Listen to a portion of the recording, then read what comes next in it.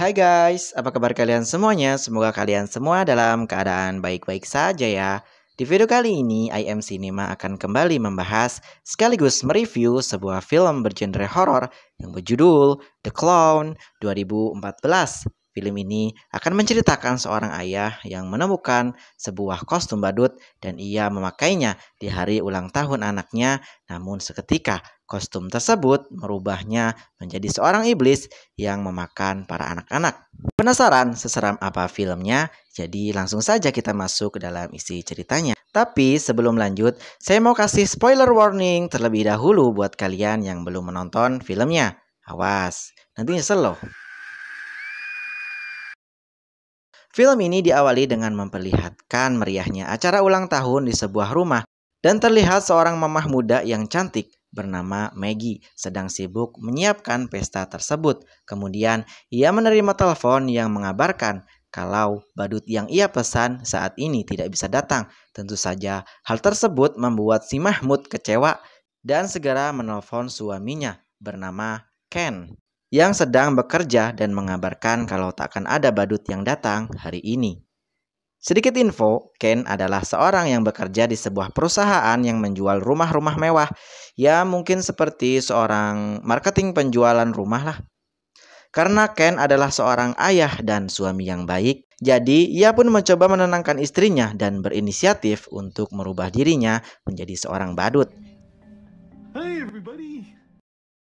Segala upaya telah ia coba, namun nampaknya sia-sia. Hingga ia melihat sebuah kotak misterius yang ada di sana dan ia pun membukanya. Betapa senangnya ia, ternyata ada kostum badut di dalam kotak tersebut, seperti mendapat sebuah keberuntungan, pikir Ken. Ia pun segera memakainya dan langsung memperlihatkannya di pesta ulang tahun Jack, yaitu anaknya, yang sontak membuat orang-orang pun tertawa dan acara pun berjalan dengan lancar. Singkat cerita, malam pun tiba. Terlihat Jack yang sedang tertidur di lantai karena kelelahan. Ia terlihat sangat senang meskipun ia tahu kalau si badut adalah ayahnya dan Ken pun segera memindahkannya. Di sofa, terlihat Maggie yang sangat bahagia melihat penampilan Ken yang berkostum badut dan akan menghadiahkannya dengan acara mantap-mantap. Namun karena Ken begitu sangat lelah, ia pun malah ketiduran. Di pagi harinya, Ken terbangun dengan masih menggunakan kostum badutnya. Sampai ia mengantar Jack sekolah pun ia masih terlihat menggunakan kostum badut dan pupur di wajahnya pun sulit untuk hilang. Sampai-sampai di tempat kerjanya teman-teman Ken melihatnya dengan aneh dan hampir tak mengenalinya.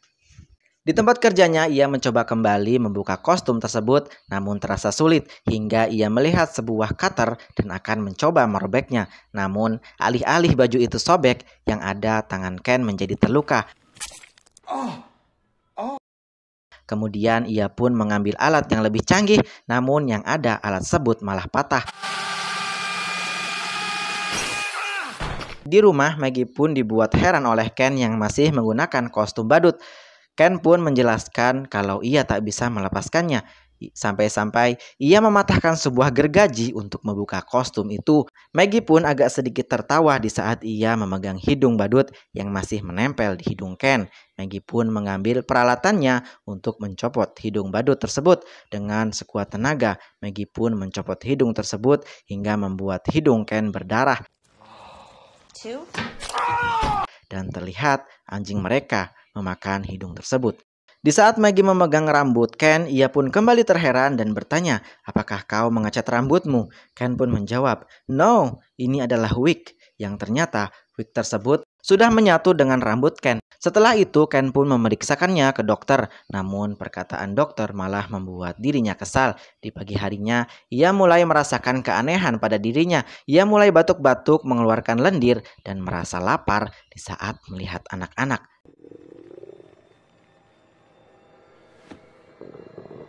Setelah itu, Ken pun segera menuju ke sebuah toko kostum badut dan menanyakan sebuah perusahaan yang berlogo Casey yang tertulis di atas koper berisi kostum tersebut. Si pemilik toko pun segera mengeceknya dan ia menemukan alamat perusahaan yang dimaksud Ken.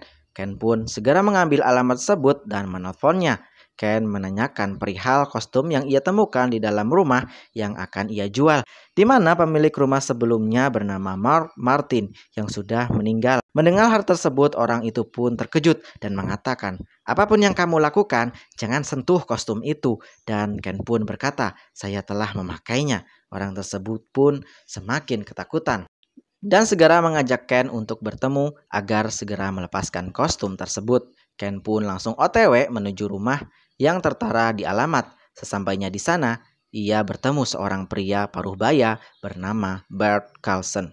Carlson langsung memberikan sebuah buku yang sudah buluk kepada Ken. Buku tersebut menceritakan dulu di sebuah gunung ada seorang badut yang mencari 5 orang anak di musim dingin. Ia menggunakan kostum tersebut untuk memikat anak-anak agar tertarik pada dirinya. Namun belum sempat Carlson melanjutkan ceritanya, Ken pun tiba-tiba pingsan. Di saat tersadar, ia sudah dalam posisi terikat dan Carl pun mencoba akan memenggal kepalanya. Untung saja Ken bisa melepaskan diri, namun pisau menancap di pundaknya. Ken pun segera melumpuhkan Carl dan bertanya, "Apa yang akan kamu lakukan?" Carl pun menjawab, "Ini bukan kostum, melainkan kulit dan rambut dari setan." Ken pun mengikatnya dan langsung membawanya ke rumah. Maggie yang sedang menunggu Ken tiba-tiba terkejut dengan kedatangan Ken yang langsung menyuruhnya menelpon polisi karena dia akan dibunuh dan memperlihatkan sebuah buku buluk tentang mitos badut yang ternyata di rumah sudah ada keluarga Maggie dan mertua Ken. Orang-orang yang mendengarnya pun menganggap ini hanyalah sebuah lelucon. Ken pun marah dan mencoba menjelaskannya. Kemudian ia membawa mereka ke mobil dan memperlihatkan Carlson yang sudah terikat di dalam mobil sambil berkata, "Dia mencoba memenggal kepalaku. Ia menganggap bahwa aku adalah setan." Karena tak percaya, saudara Maggie pun langsung emosi dan akan menghajar Ken. Namun tiba-tiba dengan tak sengaja, Ken pun mematahkan tangan pria tersebut. Karena merasa malu, Ken pun pergi meninggalkan mereka, yang bertujuan untuk membawa Carlson ke polisi.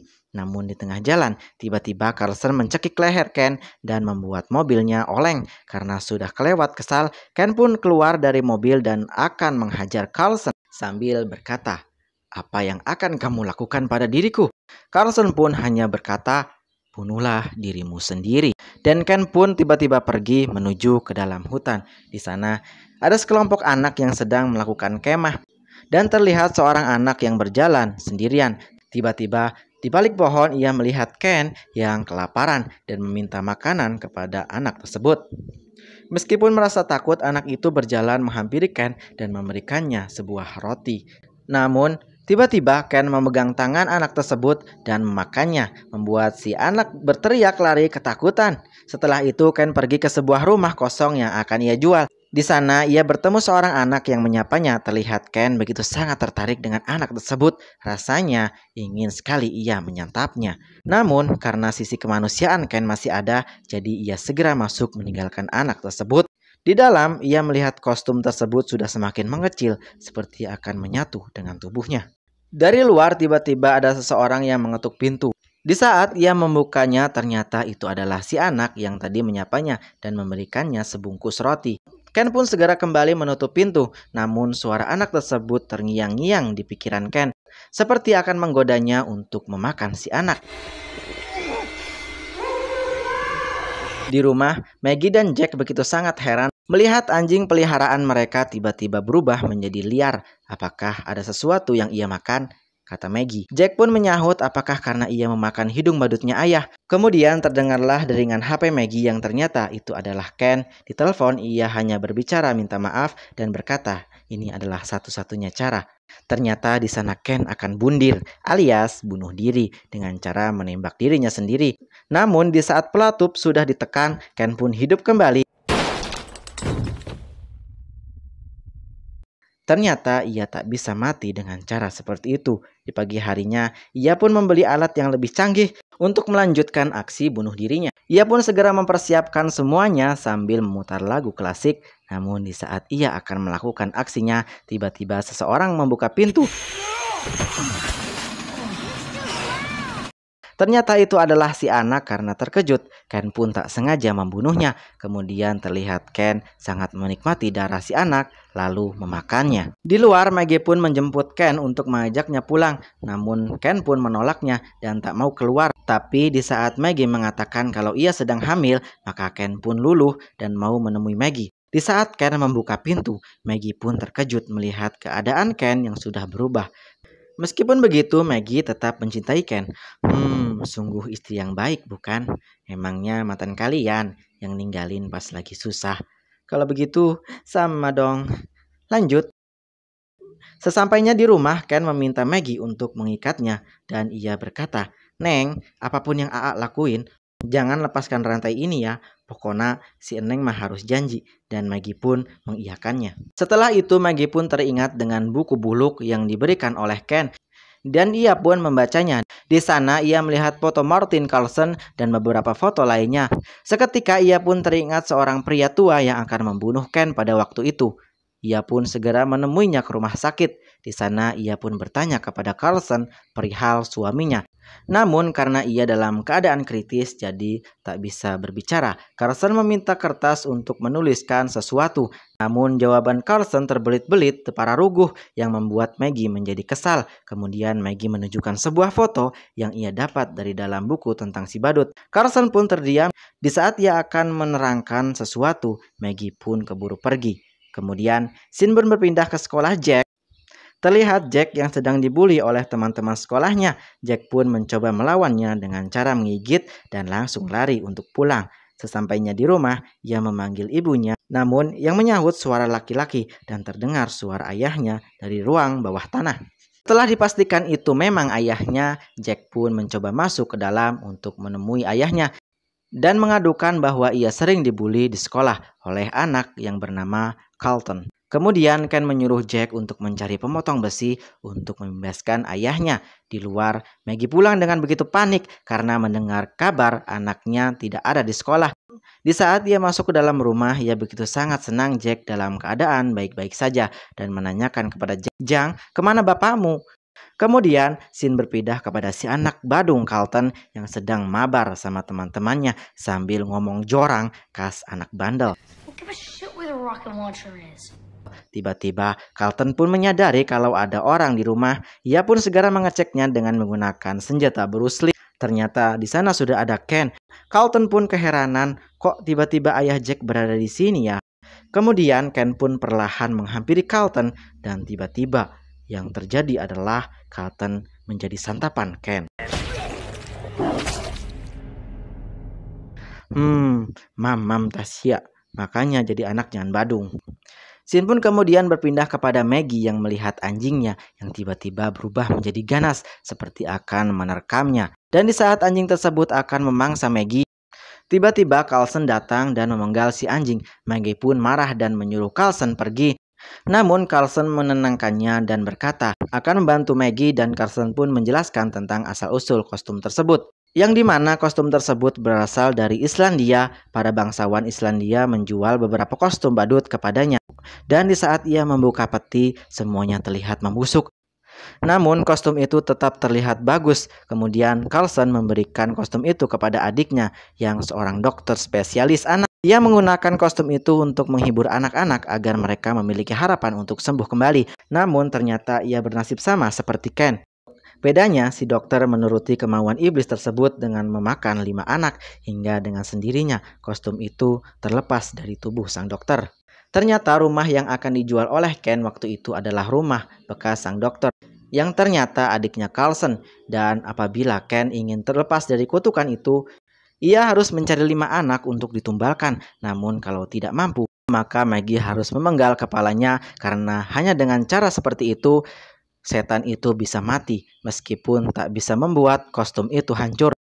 Setelah itu mereka pun langsung OTW ke rumah Carlton. Sesampainya di sana mereka sudah melihat tubuh Carlton yang sudah diaduk-aduk oleh Ken. Sungguh menjijikkan. Kemudian mereka pun berpikir di mana biasanya badut akan pergi agar tidak dicurigai oleh orang-orang, dan jawabannya adalah tempat permainan anak. Mereka pun segera pergi ke sana dan ternyata benar, Maggie pun mulai mencari Ken di sana. Kemudian terlihat seorang anak laki-laki yang sedang mencari adiknya yang tak tahu kemana. Hingga ia masuk ke dalam terowongan perosotan dan terus mencari adiknya. Kemudian tiba-tiba ia melihat seorang badut. Ternyata itu adalah Ken yang langsung menangkapnya dan memakannya. Orang-orang di sana terkejut melihat ada darah dan potongan tangan yang mengalir dari dalam. Sontak saja tempat permainan anak kini menjadi tempat mencekam. Di tengah keributan, Maggie dan Carlson pun terus mencari. Yang dimana mereka menemukan Ken di salah satu wahana permainan. Dalam keadaan lemas, terlihat sosok Ken kini berubah menjadi semakin menyeramkan. Meskipun begitu, Maggie masih sangat mencintai Ken dan berjanji akan menghentikan semuanya. Namun tiba-tiba dari belakang datanglah Carlson yang akan langsung mengampak Ken. Namun Ken yang lebih kuat pun dengan mudah bisa melumpuhkan Carlson dan berkata, "Kalau kau ingin suamimu kembali, maka berikan aku satu anak lagi." Kemudian ia pun mengancam, "Kalau malam ini kau tak memberikan aku seorang anak, maka Jacklah yang akan menjadi korban berikutnya." Tiba-tiba dari luar terdengar gedoran dari polisi. Si badut pun pergi, Maggie pun pergi. Dan si Abah Carlson lah yang dituduh polisi, pelaku dari kasus ini. Kasihan si Abah.